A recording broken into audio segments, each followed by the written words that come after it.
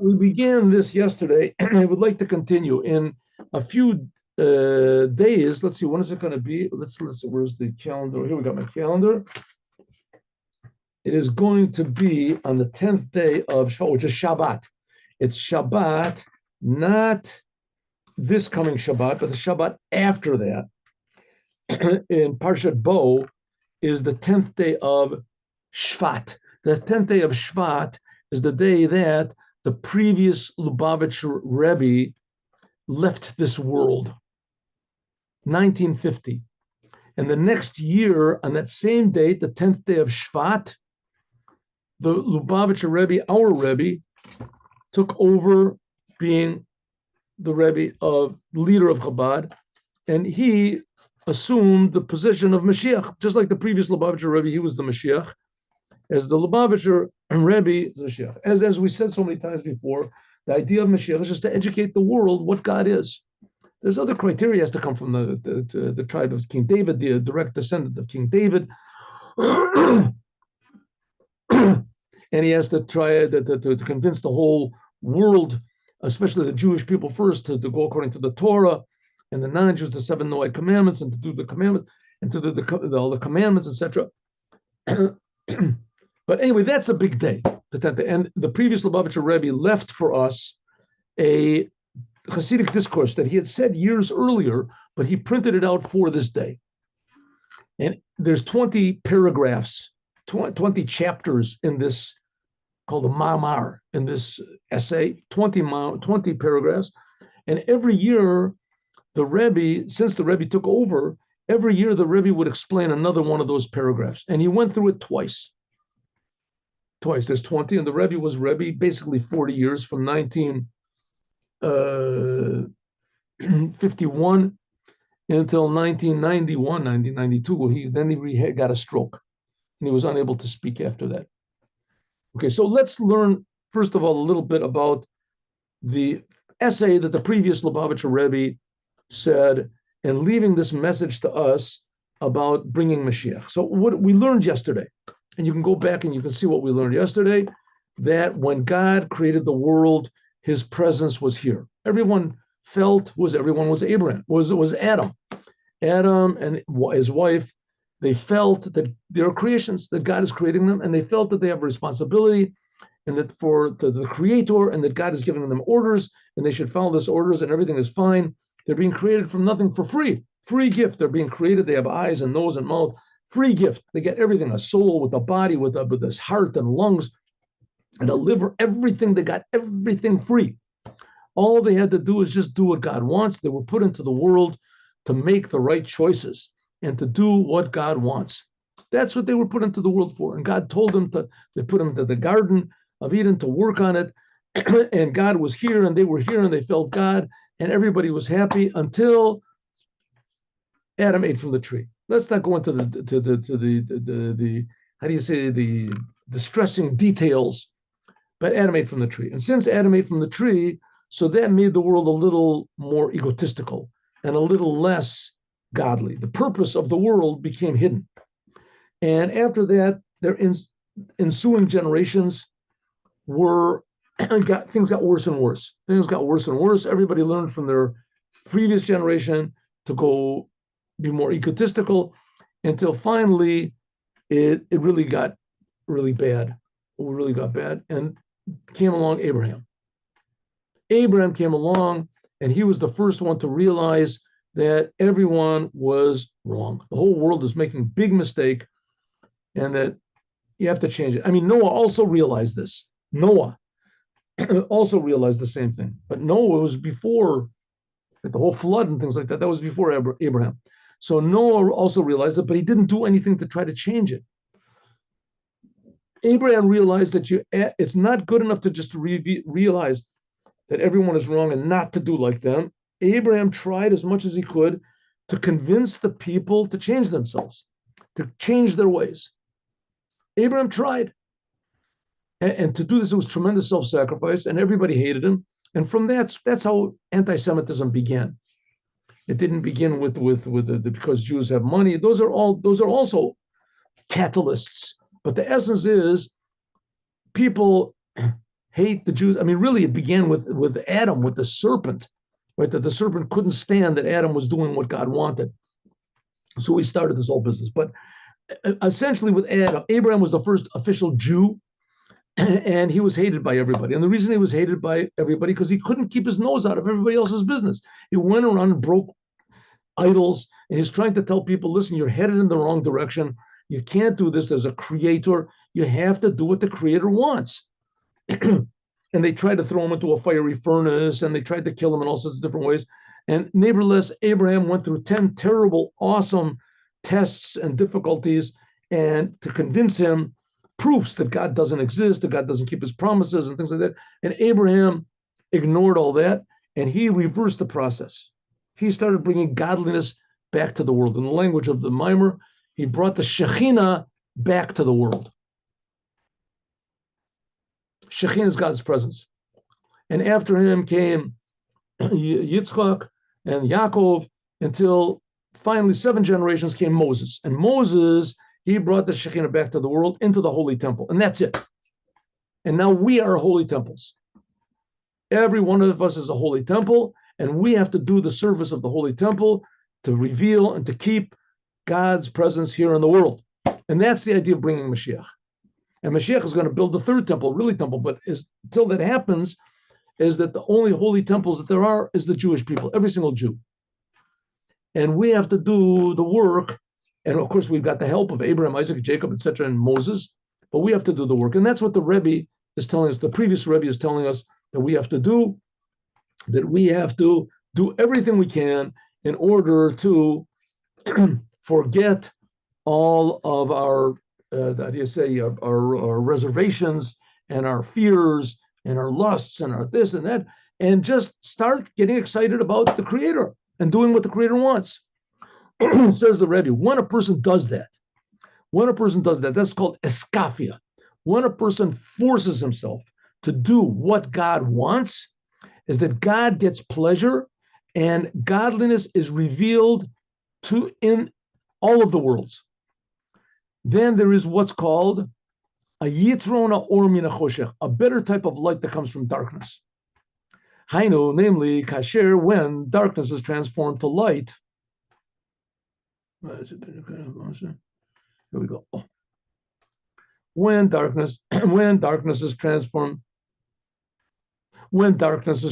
to light, when egotism is transformed to godliness, like we just finished learning, right? When the serpent is transformed back to a state, as to a staff, like with Moses' staff, then it's a better type of light. Or me'ir begila, than the light, godliness shines revealed, until it shines below. So as when you do a commandment, you do what God wants against your nature, then this is a tremendous novelty by God, and God gets pleasure. This reveals godliness in the world. That's the holy temple, and each one of us is a holy temple. Namely, there's a drawn down a light, which is the way that it's drawn down is in all of the worlds equally. It's called Sovev Kol Omin. That's the light. Here we get it. That's what it means when you was pushed away. Your feeling of sitra achra, the other side, selfishness. When your selfish considerations get pushed away and you decide, I'm going to do what God wants, then Estalik Yakoda, there is revealed the glory of God in all the worlds. And the Rebbe explains why that means Estalik usually means to go away, but in this case, it's like the whole world goes away from its low state, and it's revealed that the world is on a higher level, that the whole world elevates. So it says the glory of God is revealed in all the worlds. This is a type of light which is called Soviv Kolomi, that surrounds all the worlds, that the way it's drawn down to is in all of the worlds equally. We skipped a little part of this, and I did it intentionally, because the Rebbe explained what all these different worlds are that God is creating. There's higher worlds, lower worlds, Atzilut, Bria, Yetzira. These are higher worlds, and they come lower and lower. All of them are totally infinite. Each world is infinitely more real than the world below it. Each world is infinitely more godly and true than the world below it. Atzilut is like truth, ultimate truth, and godliness. This world, God is totally concealed, darkness. That's exactly what God wants. And He put us into this world in order to transform the darkness. And when we do that, that's higher than Atzilut. That gives the essence of God who creates Atzilut, who creates all these higher levels. That gives God the essence of God pleasure. If so, when God gets pleasure, so that everything is revealed more godliness in everything. There is shine godliness below just like it is above. That's what it means. Make me a temple and I will dwell inside of you, inside of each and every one of you. Every Jew now we don't have to do the work of Abraham, Isaac, Jacob, etc., and bring godliness down into the world. It's already been done, but it's in a way that's concealed. And we have to do the work of the Holy Temple, and we have to make certain sacrifices, and that transforms Eskafia and Esapha. We can force and transform the world into light. Hine Naseb, there's made by means of this a different type of a light. There's drawn down the glory of God in all of the worlds. There shines the light of Soviv called Omim in the world.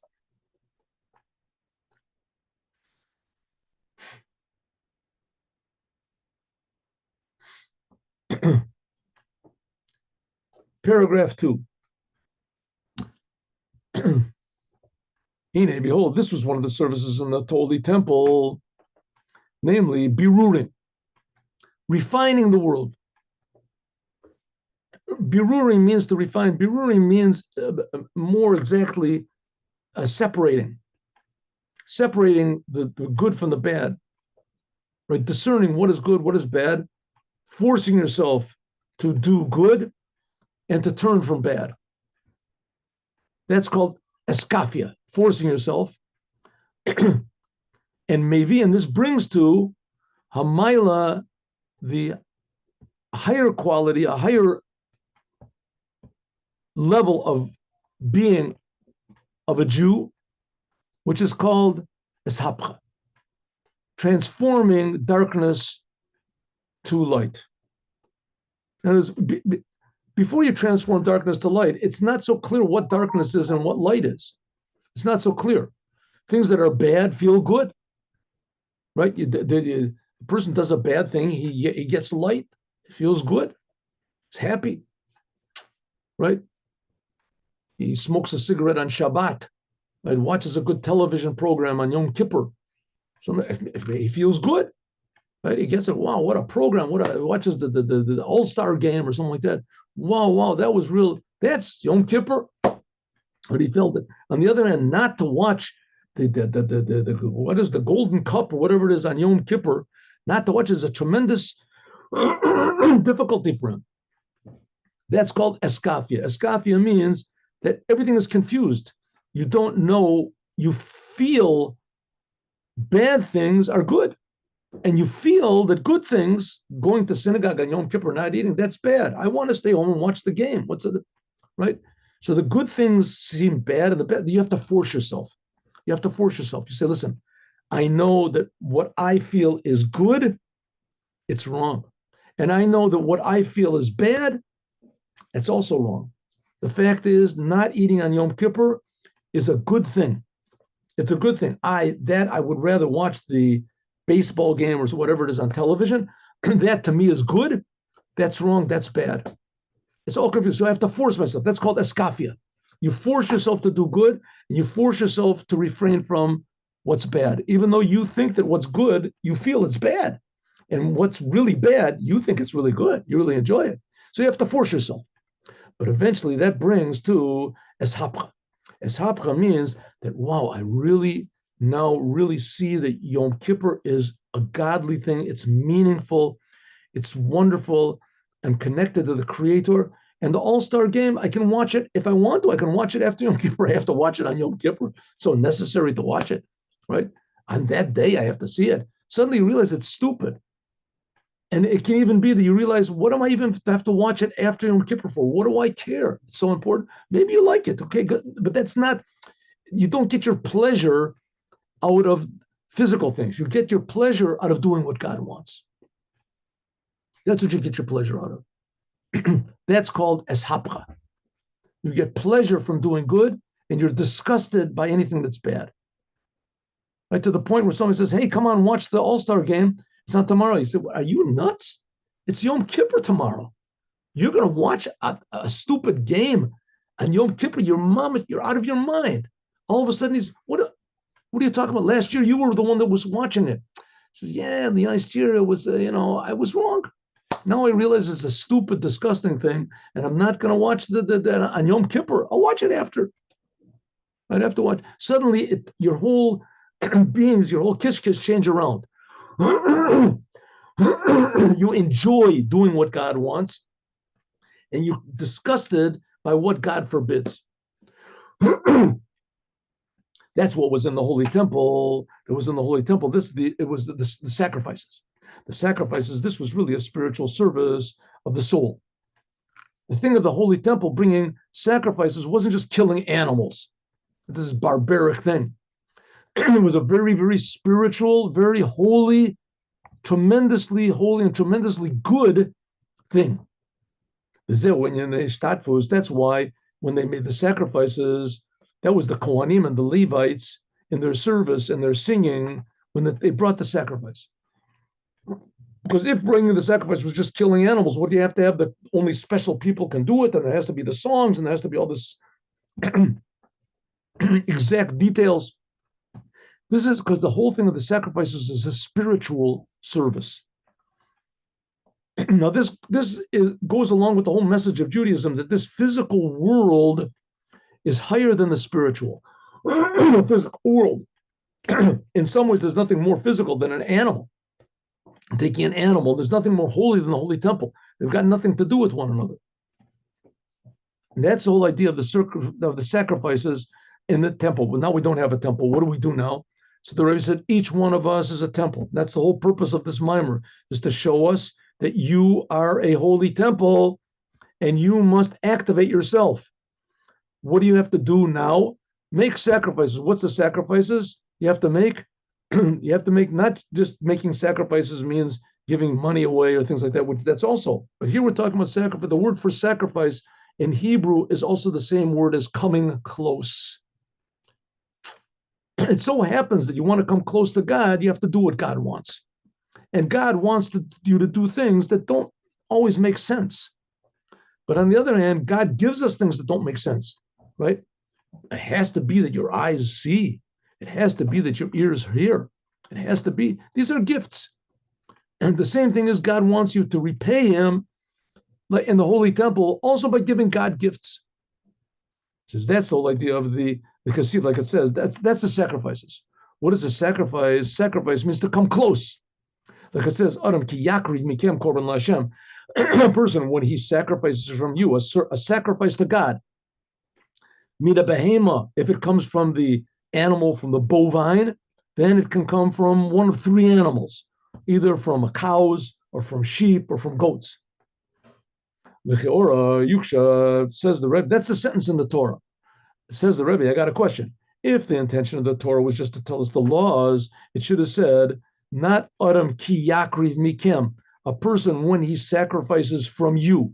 It should have said a person from you when he sacrifices, Adam mikem, one of you when he sacrifices. What does he say, a person when he sacrifices from you? It says, why does it say a person when he sacrifices from you? It should say a person from you when he sacrifices, one of you when he sacrifices, when he makes a sacrifice. What does he say when a person makes a sacrifice from you? But that's what it means. The intention is that the sacrifice has to come from you. This is a service from what's called your soul. That's what it means. Adam ki yakriv, Adam, a person, kasher yitkarev, when he wants to come close to God, hine mikem korban laHashem, from you is the sacrifice to God. Mikem ubochem talui adaber, that in you and from you and in you, the whole thing depends. You are the holy temple. Each Jew is a holy temple. Now you have to make a sacrifice. You got the animals too. It's a complete kit. What's the animal I have? Mainly you want to come close to God. Do you do? It's known that the sacrifices, this is the idea of making close your powers, your abilities, your senses, your personality. And it's coming to explain that when a person wants to come close, yitkarev, make a korban, means to come close, means to sacrifice, but you want to come close to God, then the sacrifice comes from you. Hainu, namely, The whole thing depends just on you.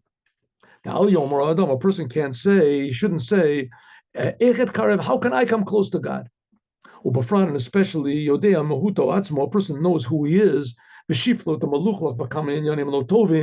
knows that he's very far away from God. I'm not thinking in that direction. I'm not in that. In Hebrew, they say, I'm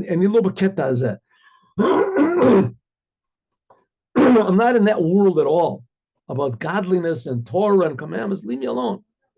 If so, a person can say, I'm ultimately far away from God. Let the religious people, they'll come close. How can I come close to God? Every Jew is going to come close to God. How can it possibly be? On this it says, Mikem, that the sacrifice has to come from you. The whole thing just depends on you. You don't have to go and buy in a sacrifice from somewhere. It's all in you. Every single Jew can say, when will my deeds reach to the level of my fathers, Abraham, Isaac, and Jacob? Abraham, Isaac, and Jacob, they were people just like you. They had natures just like you. They had their worries and their apprehensions and their fears and things just like you do. And Abraham, Isaac, and Jacob, but they had special powers. You also have special powers, not like them, but you do to. They had powers to deal with their problems. You have powers to do with your problems. And there's no limit. There's nothing, God forbid, that prevents a person to elevate himself and to reach and to come close to God. God does not come with impossible tasks. And God reveals and shines according to every person, according to his ability. Like it says in Midrash Rabbah, God said, when I'm creating you, says God, I'm giving you everything. If I wanted to, I could demand from you, give everything back.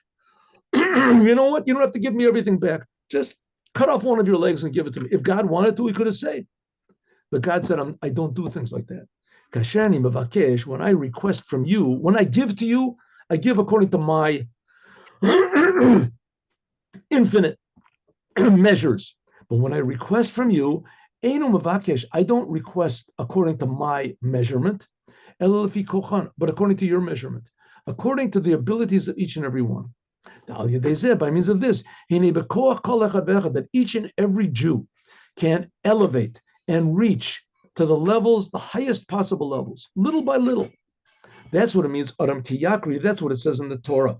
You want to activate the holy temple, you have to make sacrifices. What's the idea of a sacrifice? Don't say sacrifice, but say to come close.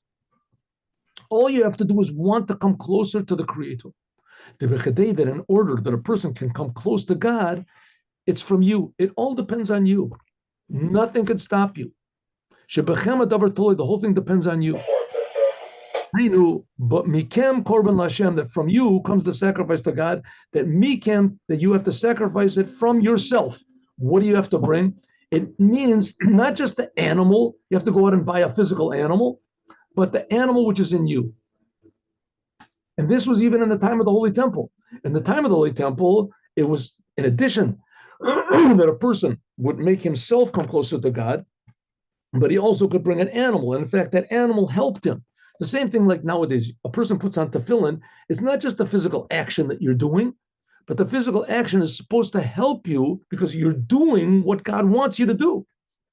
So in addition to this essential connection that you have when doing a commandment, even you don't understand what you're doing, you just understand that God wants, but there's also an emotional, psychological thing that it has. I am doing what God wants. I am giving my energy to the Creator. I am making God happy. This comes from you. This is from the behemoth. What do you have to do? You have to bring from your animal. A person could say, listen, I can't serve God. I'm an animal. You know what I think. You know what I do. You know what I want. You know where I am.